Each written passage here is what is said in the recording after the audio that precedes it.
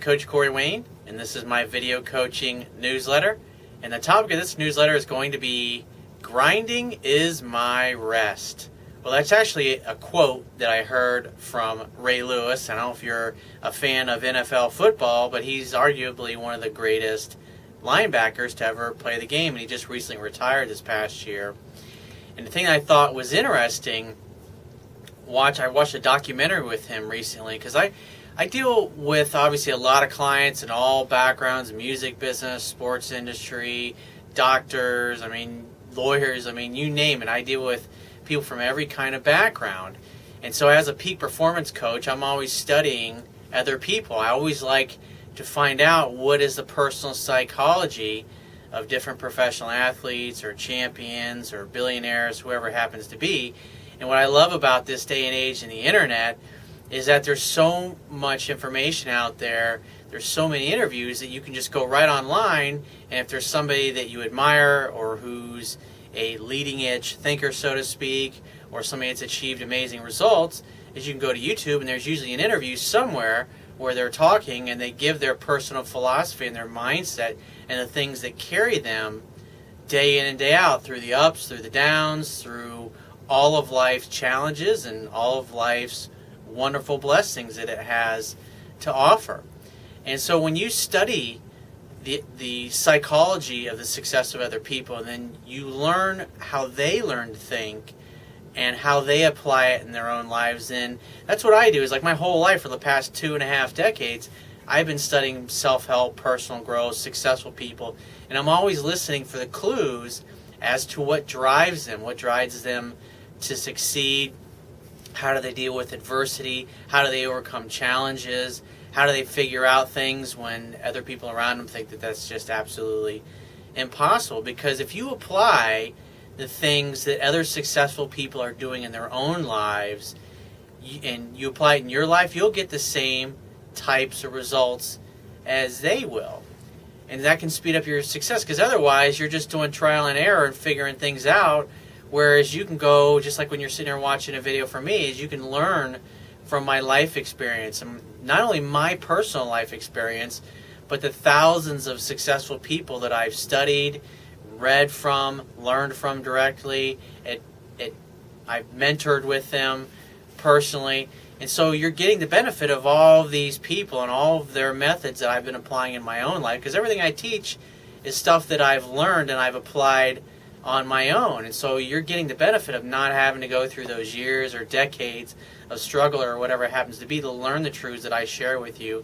Because I love it when a young guy who's in college or even a teenager starts following what I teach and he starts applying it, and he achieves incredible success at their young age. Whereas when I was their age, I certainly wasn't experiencing that kind of success, because I just simply didn't know what I obviously now know and teach.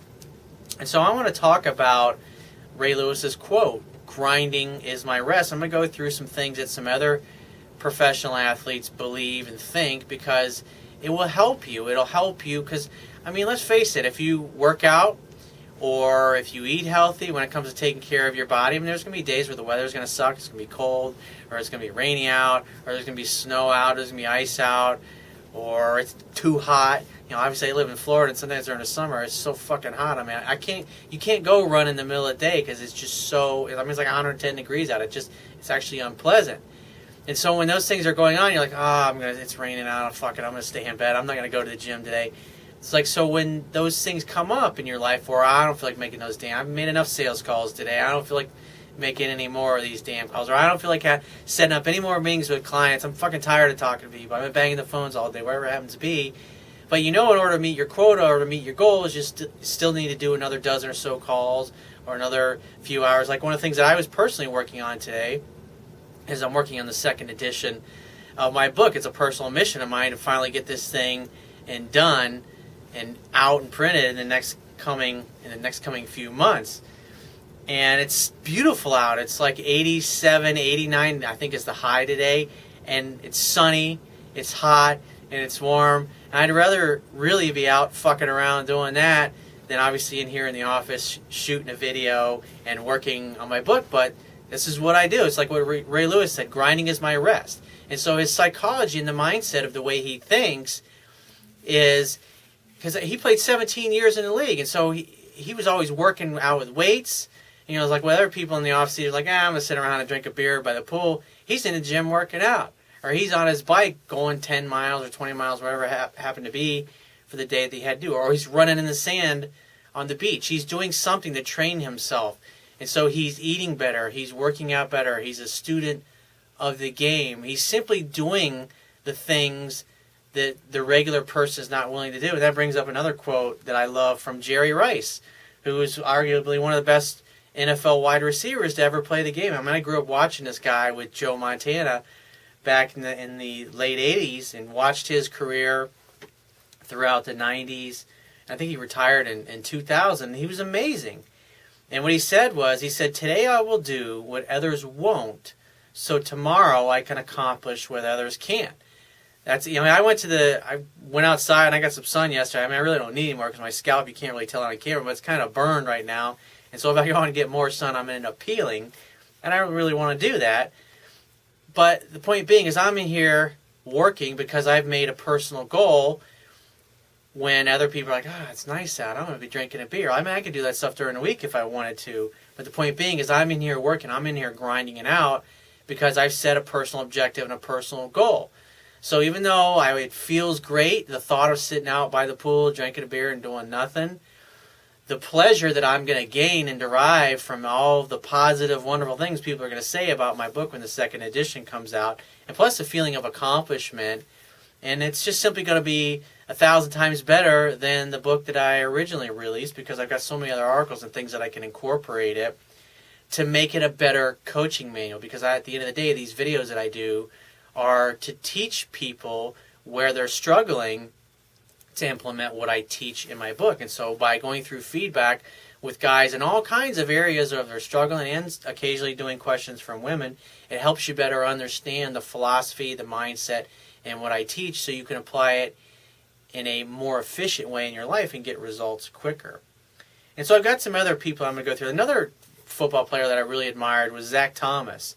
And he was a linebacker, played for the Dolphins. And the cool thing is you can Google these people and you can read up on them. But he tended to be this smaller guy, and so he didn't have all the natural athletic ability and talent that a lot of the other players. Because when you get to the NFL, everybody's fast, everybody's got talent.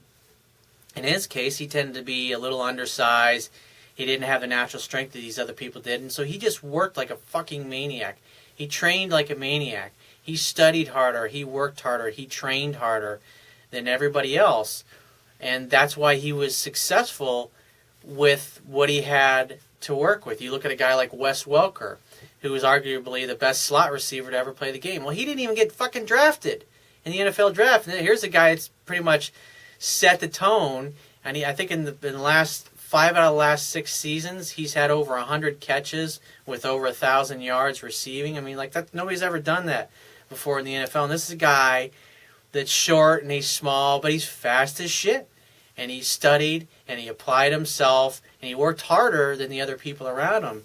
And that's like one of the things I love about Michael Jordan is that, and I remember seeing this years ago when Tony Robbins originally interviewed him. He said, what do you attribute your success to?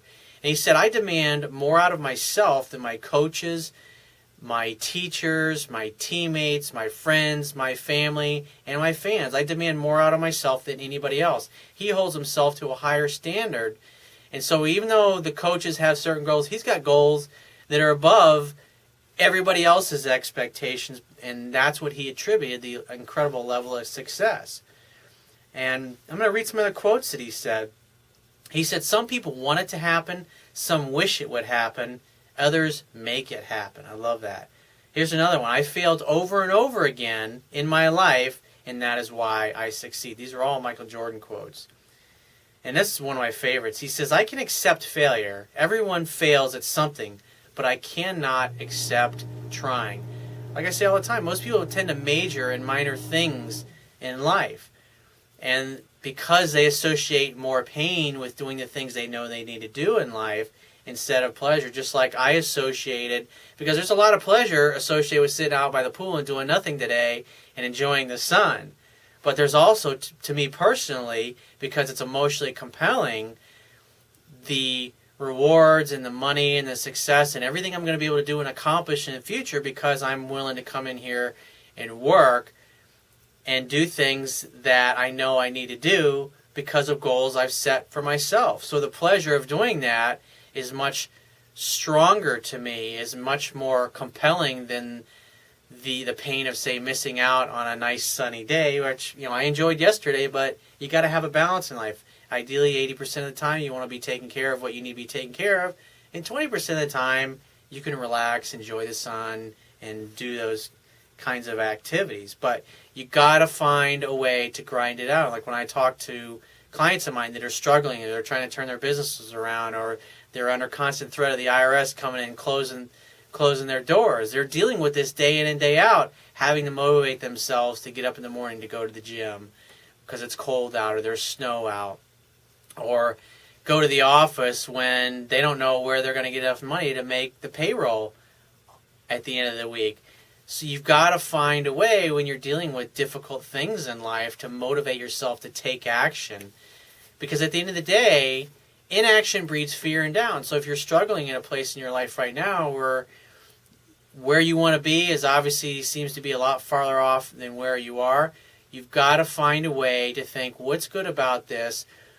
What are the positive things that are going to happen by my taking action? And what are the negative consequences? How much is this going to set me back by not taking the action I know I need to do? And that's one of the things that I realized when I was in college, when I first sat down and actually started breaking down my homework and stuff into daily and hourly goals. What I realized is my idea of the work I had to do was a lot bigger than actually sitting down and doing the work. And what I realized when I planned things out and I did them in little bite-sized pieces on a daily basis, I always got things done a lot quicker than I thought it was going to take. And it's because a lot of times we psych ourselves out. We think things are going to be harder or worse than they really are, and then we go and do what we're afraid of or we're apprehensive about, and we realize, well, this really wasn't that big a deal.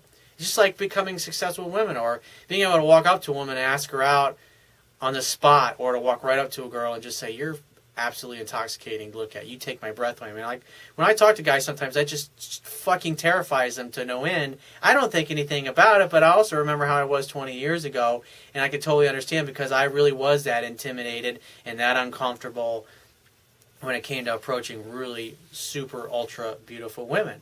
But like anything in life, your fear of something is always going to be bigger than the actual experience of doing what you fear. And another athlete that I love, Ray Allen, and this came from a coach that he had in college. He pulled him aside after practice one day, and he says, did you make your 100 baskets today? Because every day after practice, they all had to make at least 100 baskets. And he said, yeah. He said, if you want to be a really special player, if you want to be able to take your game and play at the next level in the NBA, if you want to be that special kind of player, then you've got to do the special things that the rest of these guys are not willing to do. These other guys that you're on the team with, a lot of them are here because they got a scholarship or they've got a lot of talent, but they don't have a burning desire in their heart like you do to be great, to play at the next level. And so if you want to do and accomplish the things that other people only dream of, and Ray Allen, is the NBA's all-time leader and successfully made three-point shots. And so he's always the first guy on the court. 3 or 4 hours before a game day, he's always the first guy in the court shooting his shots. And that's what he learned from his coach. His coach pointed some things out. He says, "This, if you want to play at the next level, this is what you got to do." And so he practices his three-point shot more than anybody else in the NBA. And he's been in the league, 17 years, I guess it's 16, 17 years at this point. And that's why he's accomplished that goal. And the great thing is, the three-point shooting of everybody else in the Heat, their percentage is up this year. And I would say it's directly related to the fact that Ray Allen is now on the team, and he's influencing them in a good, positive way by leading by example. So if you want to get my help right away, the quickest way to get my help is go to my website, click the products tab, and follow the instructions for booking a paid phone coaching session. I'll talk to you soon.